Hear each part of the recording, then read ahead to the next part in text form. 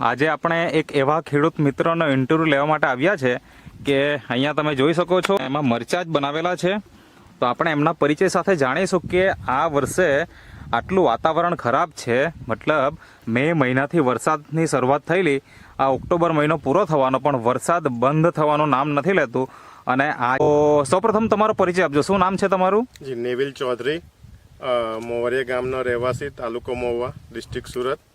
તો મને એ જણાવો કે હવે આ વર્ષે વાતાવરણ કુદરતી રીતે એટલું બધું ખરાબ છે કે વર્ષોના અનુભવી ખેડૂત મિત્રો પણ આ વર્ષે હારી ગયા છે, થાકી ગયા છે, એ ટ્રીટમેન્ટ કરી નાખી. તો પણ અત્યારે તમારું જે આપણે ખેતર જોઈએ તો એકદમ લીલુંછમ છે અને ટોટલ આખું ખેતર ભરાવદાર છે, મતલબ કે ક્યાંય પણ ખાલી જગ્યા દેખાતી નથી. અહીંયા મરણનું પ્રમાણ કદાચ નહીવત જ છે એમ, બરાબર ને? ખાલી દેખાતા જ નથી, મતલબ મર્યા જ નથી એવું અમે તો અહીંયા અમારા અનુભવ વિશે અમે જાણી શકીએ. તો મને એ જણાવો કે આમાં કેટલા છોડ હશે અંદાજે? અંદાજિત આપણા 6000 છોડ છે મરચાના. ઓકે, શરૂઆતથી આ મરચાની ખેતીની અંદર તમે શું ટ્રીટમેન્ટ કરી રોપ્યા ત્યારથી એ થોડીક વાત કરો. એટસર્ફની મેં પ્રોડક્ટ યુઝ કરી. અચ્છા, જે આપણે અહીંયા જે રાખી છે આ જ બધી પ્રોડક્ટ છે ને? હા હા, જેમાં એનપીકે છે, સેજ છે, સ્ટીમરીચ છે, રેપઅપ છે, કલ્ચર છે, ઝીંક છે અને બાયો 99. આનો તમે તમારા ખેતરમાં ઉપયોગ કર્યો? અચ્છા, તો હવે એનાથી મતલબ શરૂઆતથી કેવી રીતના ટ્રીટમેન્ટ કરી થોડીક વાત કરો. શરૂઆતથી એનપીકે છે, સેજ છે, તેનું ડ્રિન્ચિંગ કર્યું. અચ્છા, સાથે બાયો 99 તો બધી જ દવામાં ઉપયોગ કરું છું.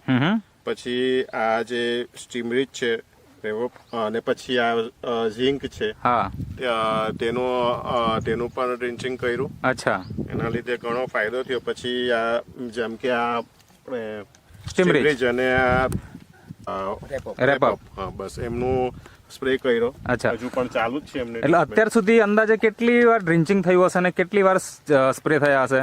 આપણે ડ્રિન્ચિંગ ટોટલ 3 વખત એમનું કર્યું છે. ઓકે, અલગ અલગ જે રીતના અમને માહિતી આપી હતી એ પ્રમાણે. અને પછી સ્પ્રે કમસે કમ 3-4 વખત થયો છે. ઓકે, હવે આ રીતના આપણે અત્યારે ટ્રીટમેન્ટ ચાલુ છે. તો મારું રોપાણ છે આપણે જુલાઈની 26 તારીખ બાજુ. અચ્છા, એટલે જુલાઈ, ઓગસ્ટ, સપ્ટેમ્બર, ઓક્ટોબર 3 મહિના થઈ ગયા. 3 મહિના થઈ ગયા. તો આ 3 મહિના દરમિયાન હવે કેટલી વીણી થઈ ગઈ અત્યાર સુધીમાં? મારે ટોટલ 2 વીણી થઈ ગઈ. અચ્છા, કેટલાની વીણી થઈ છે? પહેલી વીણીમાં મારે 20 મણ નો ઉતારો આવ્યો હતો. ઓકે. પછી બીજી વીણીમાં મારે 1284 કિલોનો ઉતારો આવ્યો હતો. અચ્છા, 1284 કિલો. હાજી.